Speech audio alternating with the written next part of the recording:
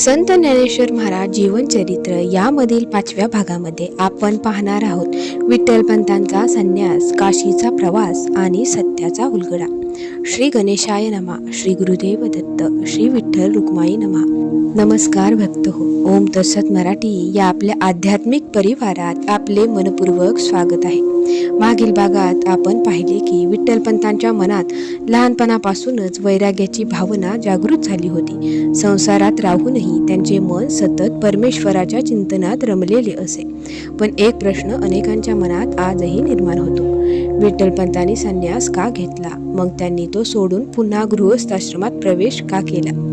हा निर्णय त्यांच्या स्वतःच्या इच्छेने झाला होता का, की त्यामागे गुरूंची आज्ञा आणि ईश्वराची अद्भुत योजना होती?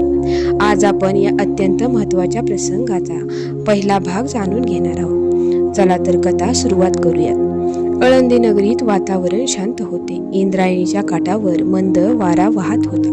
पण विठ्ठलपंतांच्या अंतःकरणात मात्र एक वेगळीच तळमळ सुरू होती.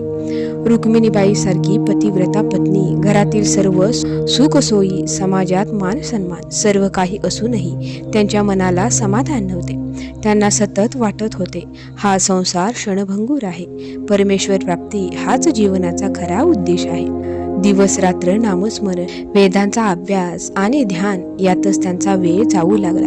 हळूहळू त्यांचे मन संसारापासून पूर्णपणे अलिप्त होत गेले. एक दिवस त्यांनी तीर्थयात्रेला जाण्याचा निर्णय घेतला. रुक्मिणीबाईंनी पतीला नम्रपणे विचारले, नाथ, आपण पुन्हा कधी परत याल? विठ्ठलपंत म्हणाले, सर्व काही श्रीहरीच्या इच्छेवर आहे. हे शब्द ऐकून रुक्मिणीबाईंच्या डोळ्यात अश्रू तरळले. पण त्यांनी पतीच्या निर्णयाला विरोध केला नाही. विठ्ठलपंत अनेक तीर्थक्षेत्रातून प्रवास करत अखेर काशी नगरीत पोहोचले. त्या काळी काशी ही ज्ञान, वेद, तपश्चर्या आणि संन्यास यांची राजधानी मानली जात असे. गंगेच्या पवित्र तीरावर असंख्य साधू संत तप करत असत. विठ्ठलपंतांनी गंगेत स्नान केले, विश्वनाथांचे दर्शन घेतले आणि मनोमन प्रार्थना केली, हे महादेव, मला खऱ्या अर्थाने तुझी सेवा करण्याचा मार्ग दाखव. याच काळात त्यांची भेट महान संत आणि अद्वैत वेदांताचे ज्ञाता रामानंद स्वामी यांच्याशी झाली. रामानंद स्वामींच्या तेजस्वी व्यक्तिमत्वाने विठ्ठलपंत भारावून गेले. त्यांनी स्वामींची सेवा सुरू केली. गुरुची प्रत्येक आज्ञा ते निस्वार्थपणे पाळत. त्यांची नम्रता, ज्ञान आणि वैराग्य पाहून रामानंद स्वामी अत्यंत प्रसन्न झाले. काही दिवसांनी विठ्ठलपंतांनी स्वामींना विनंती केली, गुरुदेव, मला संन्यासाची दीक्षा द्या. माझे मन संसारात अजिबात रमत नाही. रामानंद स्वामींनी शांतपणे विचारले, बसता, तू संसारातील सर्व बंधनांपासून मुक्त आहेस ना? तुझ्यावर कोणतीही जबाबदारी नाही ना? क्षणभर विठ्ठलपंत शांत राहिले. त्यांच्या मनात संघर्ष सुरू झाला. जर त्यांनी सत्य सांगितले असते तर कदाचित त्यांना संन्यास मिळाला नसता, आणि जर असत्य सांगितले तर गुरूंचा विश्वासभंग झाला असता. अखेरीस वैराग्याच्या तीव्र ओढीपुढे त्याने आपल्या विवाहित जीवनाचा उल्लेख केला नाही. रामानंद स्वामींना वाटले की हा युवक संसार बंधनातून मुक्त आहे. त्यांनी त्याला संन्यास दीक्षा दिली. दीक्षा झाल्यानंतर विठ्ठलपंत पूर्णपणे संन्यासी जीवन जगू लागले. जप, तप, ध्यान, वेदाध्ययन आणि गुरुसेवा यातच त्यांचे दिवस जाऊ लागले. परंतु ईश्वराची योजना काही वेगळीच होती. आळंदीत रुक्मिणीबाई मात्र दिवस रात्र पतीच्या प्रतीक्षेत होत्या. प्रत्येक यात्रेकरूकडे त्या आशेने पाहत, कदाचित आज माझे नाथ परत येतील. पण दिवस गेले, महिने गेले, वर्षेही सरू लागली, तरीही विठ्ठलपंतांचा काहीच पत्ता नव्हता. रुक्मिणीबाईंचा विश्वास मात्र ढळला नाही. त्या दररोज इंद्रायणीच्या तीरावर जाऊन विठ्ठलाची प्रार्थना करत असत. दरम्यान एके दिवशी रामानंद स्वामी दक्षिण भारताच्या यात्रेसाठी निघाले. याच यात्रेदरम्यान ते आळंदी येथे आले. तेथे अनेक भक्तांनी त्यांचे दर्शन घेतले. त्यांच्यात रुक्मिणीबाई होत्या. त्यांनी स्वामींना साष्टांग नमस्कार केला. रामानंद स्वामींनी आशीर्वाद देत सहज म्हटले, अखंड सौभाग्यवती भव, पुत्रवती भव. हे ऐकताच रुक्मिणीबाईंच्या डोळ्यातून अश्रू वाहू लागले. स्वामींना आश्चर्य वाटले. ते म्हणाले, माते, तू रडतेस का? काही दुःख आहे का? रुक्मिणीबाईंनी अत्यंत नम्रपणे उत्तर दिले, गुरुदेव, माझे पती अनेक वर्षापूर्वी तीर्थयात्रेला गेले, त्यानंतर ते परत आलेच नाहीत. ही गोष्ट ऐकताच रामानंद स्वामी विचारात पडले. त्यांनी विठ्ठलपंतांचे रूप, नाव आणि इतर माहिती विचारली आणि पुढच्या क्षणी त्यांच्या मनात एक मोठा धक्का बसला. त्यांना जाणवले, हा तर माझाच शिष्य आहे, ज्याला मी संन्यास दिला. तो विवाहित होता. याच क्षणी संपूर्ण सत्य त्यांच्या समोर उलगडले. रामानंद स्वामींनी विठ्ठलपंतांना पुन्हा गृहस्थाश्रमात जाण्याची आज्ञा का दिली? चला तर या ऐतिहासिक प्रसंगात प्रवेश करूया. रुक्मिणीबाईच्या तोंडून संपूर्ण घटना ऐकल्यानंतर रामानंद स्वामी काही काळ शांत बसले. त्यांच्या मनात अनेक विचार सुरू झाले. मी एका विवाहित पुरुषाला संन्यास दिला, हे कसे घडले? त्यांना जाणवले की विठ्ठलपंतांनी आपले वैवाहिक जीवन सांगितले नव्हते. तरी सुद्धा एक खरा गुरु स्वतःच्या शिष्याला दोष देण्यापेक्षा त्याला योग्य मार्गावर आणण्याचा प्रयत्न करतो. रामानंद स्वामी म्हणाले, माते, काळजी करू नकोस, तुझा पती तुला नक्की भेटेल. हे ऐकताच रुक्मिणीबाईच्या मनात आशेचा किरण जागा झाला. आळंदीहून परतल्यावर रामानंद स्वामी थेट काशीला आले. विठ्ठलपंत नेहमीप्रमाणे गुरुसेवेत मग्न होते. त्यांनी गुरूंना नमस्कार केला, परंतु आज गुरुच्या चेहऱ्यावर नेहमीचे समाधान नव्हते. स्वामींनी शांत स्वरात विचारले, वस्ता, संन्यास घेण्यापूर्वी तू मला तुझ्या जीवनातील सर्व सत्य सांगितले होतेस का? हा प्रश्न ऐकताच विठ्ठलपंतांचे हृदय धडधडू लागले. त्यांना समजले की सत्य आता लपवून राहणार नाही. विठ्ठलपंत गुरुच्या चरणी नतमस्तक झाले. डोळ्यातून अश्रू वाहू लागले. ते म्हणाले, गुरुदेव, माझ्याकडून मोठी चूक झाली आहे. मी विवाहित आहे. माझी पत्नी रुक्मिणी आळंदीत आहे. वैराग्याच्या तीव्र ओढीने मी ते सत्य आपल्यापासून लपवले. माझा अपराध क्षमा करा. हे ऐकून रामानंद स्वामी काही क्षण मौन राहिले. ते रागवले नाहीत, कारण त्यांना शिष्याच्या अंतःकरणातील भगवत भक्ती माहीत होती. पण धर्माचा नियमही तितकाच महत्त्वाचा होता. रामानंद स्वामी म्हणाले, वस्ता, संन्यास हा जीवनातील सर्वोच्च आश्रम आहे, पण तो स्वीकारण्यापूर्वी गृहस्थ धर्मातील कर्तव्ये पूर्ण करणे आवश्यक आहे. पत्नीची संमती नसताना आणि तिची जबाबदारी टाकून संन्यास घेणे धर्माला मान्य नाही. खरा संन्यास म्हणजे वस्त्र बदलणे नव्हे, तर मनातील अहंकार, मोह आणि आसक्तीचा त्याग करणे. हे शब्द विठ्ठलपंतांच्या अंतःकरणाला स्पर्श करून गेले. रामानंद स्वामी पुढे म्हणाले, गुरुला असत्य सांगून घेतलेला संन्यास धर्मसंगत ठरत नाही. म्हणून माझी आज्ञा आहे, तू ताबडतोब आळंदीला जा, तुझ्या पत्नीचा स्वीकार कर आणि गृहस्थ धर्म पूर्ण कर. ही आज्ञा ऐकून विठ्ठलपंत स्तब्ध झाले. एकीकडे संन्यासी जीवन, दुसरीकडे गुरूंची आज्ञा. क्षणभर त्यांचे मन द्विधा झाले, परंतु पुढच्या क्षणी त्यांनी ठाम निर्णय घेतला. ते म्हणाले, गुरुदेव, माझ्यासाठी तुमची आज्ञाच ईश्वराची आज्ञा आहे. मी ती निसंकोचपणे पाळेन. याच ठिकाणी भारतीय गुरु शिष्य परंपरेचे महान तत्व दिसते. शिष्य कितीही ज्ञानी असला, कितीही तपस्वी असला, तरी गुरुची आज्ञा त्याच्यासाठी सर्वोच्च असते. विठ्ठलपंतांनी स्वतःचा अहंकार बाजूला ठेवला. त्यांनी संन्यासाचे बाह्य रूप सोडवण्याचा निर्णय घेतला, पण त्यांच्या अंतःकरणातील वैराग्य मात्र कायम राहिले. रामानंद स्वामींनी त्यांना आशीर्वाद देत सांगितले, वस्ता, हे सर्व परमेश्वराच्या इच्छेने घडत आहे.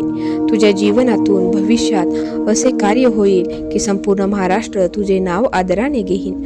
तुझ्या पोटी जन्म घेणारी संत संतती जगाला भक्ती, ज्ञान आणि अध्यात्माचा नवा मार्ग दाखवेल.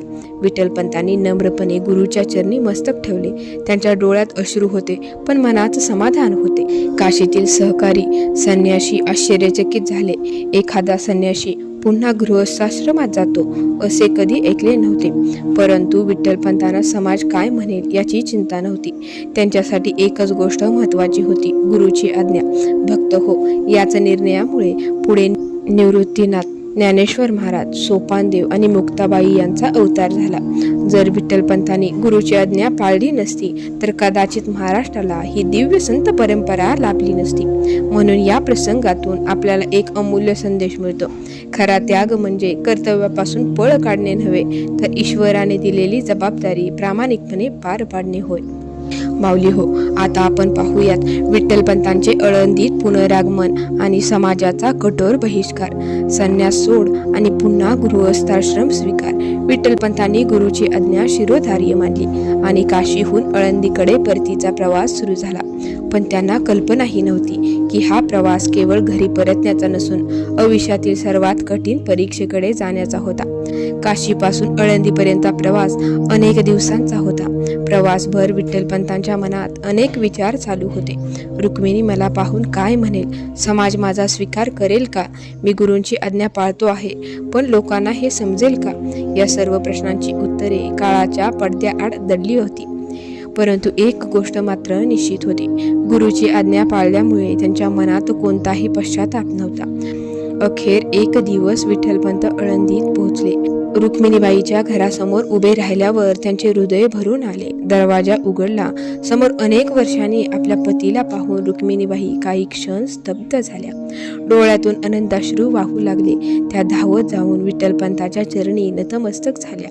विठ्ठलपंतांनी त्यांना उचलले आणि शांत स्वरात म्हणाले, रुक्मिणी, माझ्याकडून मोठी चूक झाली, पण गुरुदेवांच्या आज्ञेने मी परत आलो आहे.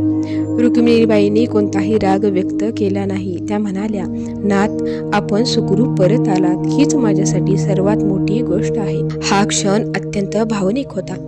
समाजात बातमी वाऱ्यासारखी पसरली. विठ्ठलपंत परत आल्याची बातमी संपूर्ण आळंदीला पसरली. लोक आश्चर्यचकित झाले. अरे, संन्यासी पुन्हा गृहस्थ झाला, हे धर्माच्या विरुद्ध आहे. असा माणूस समाजात कसा राहू शकतो? त्या काळातील धर्मव्यवस्था अत्यंत कठोर होती. संन्यास घेतल्यानंतर पुन्हा गृहस्थाश्रम स्वीकारणे समाजाला मान्य नव्हते. ब्राह्मण सभेचा निर्णय झाला. आळंदीत विद्वान ब्राह्मणांनी सभा भरवण्यात आली. विठ्ठलपंतांनाही बोलावण्यात आले. त्यांनी अत्यंत नम्रपणे संपूर्ण घटना सांगितली. मी गुरुदेव रामानंद स्वामींच्या आज्ञेनेच परत आलो आहे. हा माझा स्वार्थी निर्णय नव्हता. पण त्या काळातील अनेक धर्मपंडितांनी त्यांचा युक्तिवाद स्वीकारला नाही. त्यांचे मत होते, एकदा संन्यास घेतल्यानंतर तो कधीही सोडता येत नाही. जर गुरूंची आज्ञा असली तरी समाजाचे नियम मोडले गेले आहेत. शेवटी कठोर निर्णय देण्यात आला. विठ्ठलपंत आणि रुक्मिणीबाई यांना समाजातून बहिष्कृत करण्यात आले.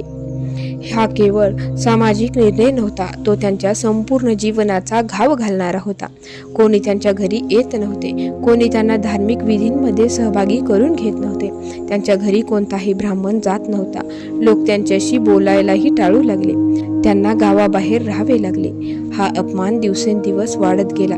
तरीही विठ्ठलपंतांचा संयम टिकून होता.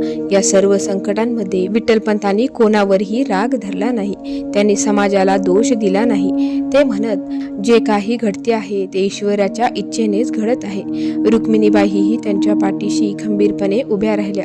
दोघेही दररोज नामस्मरण, पूजा आणि ईश्वर भक्तीत मग्न राहत. त्यांच्या घरात संपत्ती नव्हती, मान सन्मान नव्हता, पण देवावरील विश्वास मात्र अढळ होता.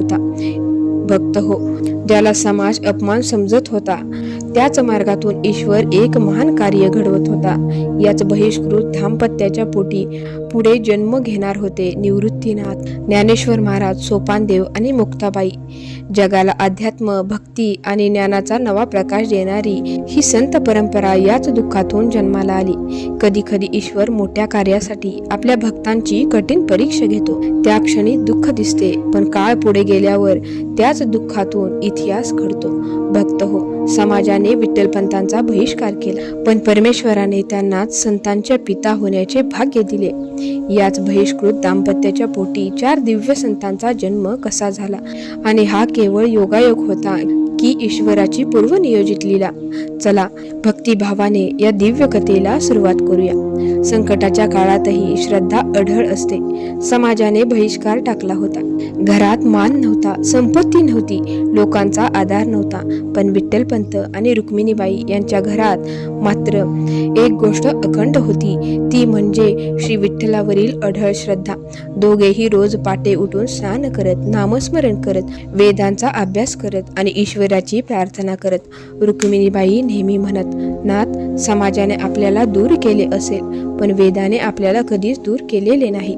विठ्ठलपंत हसून उत्तर देत, रुक्मिणी, संकटे ही भक्तांची परीक्षा असतात, शिक्षा नव्हे. काळ पुढे सरकत होता आणि एक दिवस त्या छोट्याशा झोपडीत आनंदाची पहिली किरण आली. रुक्मिणीबाईंनी एका तेजस्वी पुत्राला जन्म दिला. त्या बालकाचे नाव ठेवण्यात आले निवृत्तीनाथ. असे सांगितले जाते की जन्मापासूनच त्या बालकाच्या चेहऱ्यावर विलक्षण शांतता आणि तेज होते. त्यांच्या डोळ्यात एक अनोखे गांभीर्य दिसत असे, जणू एखादा महान योगी बालरूपात अवतरला होता. दुसरा पुत्र म्हणजे ज्ञानाचा सूर्य. काही वर्षांनी पुन्हा एकदा त्या घरात मंगल क्षण आले. रुक्मिणीबाईंनी दुसऱ्या पुत्राला जन्म दिला. त्या बालकाचे नाव ठेवले गेले ज्ञानदेव, म्हणजेच पुढील काळातील संत ज्ञानेश्वर महाराज. त्यांच्या जन्माने जणू संपूर्ण परिसरात दिव्य आनंद पसरला. जरी समाजाने त्या कुटुंबाकडे तुच्छतेने पाहिले, तरी परमेश्वराने त्या घरात ज्ञानाचा दीप प्रज्वलित केला होता. कोणालाही कल्पना नव्हती की हा बालक पुढे भावार्थ दीपिका म्हणजेच ज्ञानेश्वरी सारखा अमर ग्रंथ निर्माण करेल. तिसरे अपत्य झाले ते म्हणजे सोपानदेव. काळ पुढे सरकत गेला. रुक्मिणीबाईंनी तिसऱ्या पुत्राला जन्म दिला. त्याचे नाव ठेवले सोपानदेव. सोपानदेव स्वभावाने अत्यंत शांत, विनम्र आणि भक्तिमय होते. त्यांच्या जीवनात साधेपणा आणि सेवाभाव लहानपणापासूनच दिसून येत होता. आणि अखेरीस त्या घरात एका कन्येचा जन्म झाला. ही कन्या म्हणजे संत मुक्ताबाई. लहान वयातही मुक्ताबाईंची बुद्धिमत्ता, करुणा आणि आध्यात्मिक तेज सर्वांना आश्चर्यचकित करत असे. पुढे त्यांनी अनेक अभंग रचून भक्तीचा अद्वितीय संदेश दिला. समाजाचा अन्याय कायमच राहिला. भक्त हो, या 4 संतांचा जन्म झाला, पण समाजाचा दृष्टिकोन बदलला नाही. या निष्पाप बालकांनाही बहिष्काराचा सामना करावा लागला. त्यांना इतर मुलांबरोबर खेळू दिले जात नव्हते. धार्मिक संस्कार करण्यास अनेकांनी नकार दिला. त्यांच्या कुटुंबाकडे संशयाने आणि तुच्छतेने पाहिले जात होते. ही परिस्थिती विठ्ठलपंत आणि रुक्मिणीबाई यांना फार वेदना देत होती, पण त्यांनी कधीही देवावरील विश्वास सोडला नाही. विठ्ठलपंत आपल्या मुलांना वेद, उपनिषदे, भगवद्गीता आणि धर्मशास्त्र यांचे ज्ञान देत असत. रुक्मिणीबाई त्यांना दया, नम्रता, सेवा आणि नामस्मरणाचे संस्कार देत असत. त्या मुलांना नेहमी सांगत, कोणाचाही द्वेष करू नका. आपल्यावर अन्याय झाला म्हणून आपण अन्याय करायचा नाही. भगवंत सर्व पाहत असतो. हेच संस्कार पुढे 4ही संतांच्या जीवनात स्पष्ट दिसून आले. आज विचार केला तर आश्चर्य वाटते. ज्या कुटुंबाला समाजाने अपवित्र मानले, त्याच कुटुंबात महाराष्ट्रातील 4 महान संत जन्माला आले. यातून एकच गोष्ट स्पष्ट होते, परमेश्वर माणसाचा जन्म, जात किंवा समाजातील स्थान पाहत नाही, तो भक्ताचे निर्मळ हृदय पाहतो. या प्रसंगातून मिळणारा संदेश म्हणजे, भक्त हो, जीवनात संकटे आली म्हणून ईश्वर आपल्यावर रागवला आहे असे कधीही समजू नका. अनेकदा मोठ्या कार्याची सुरुवात कठीण परिस्थितीतूनच होते. विठ्ठलपंत आणि रुक्मिणीबाईंनी दुःख सहन केले. त्यांचा अपमान झाला, पण त्यांनी श्रद्धा सोडली नाही आणि त्याच श्रद्धेचे फळ म्हणजे निवृत्तीनाथ, ज्ञानेश्वर महाराज, सोपानदेव आणि मुक्ताबाई यांसारखी संत संतती. भक्त हो, आजचा हा प्रसंग आपल्याला शिकवतो की देवाच्या योजनेवर विश्वास ठेवणाऱ्याचा पराभव कधीच होत नाही. पुढील भागात आपण पाहणार आहोत, समाजाने या 4ही संत बालकांना उपनयन म्हणजेच मुंज करण्यास नकार का दिला आणि याच अन्यायामुळे त्यांच्या जीवनाला कोणते निर्णायक वळण मिळाले. तोपर्यंत श्री ज्ञानेश्वर माऊली महाराज की जय, श्री निवृत्तीनाथ महाराज की जय, सोपानदेव महाराज की जय, श्री मुक्ताबाई माता की जय आणि श्री विठ्ठल रुक्मिणी महाराज की जय.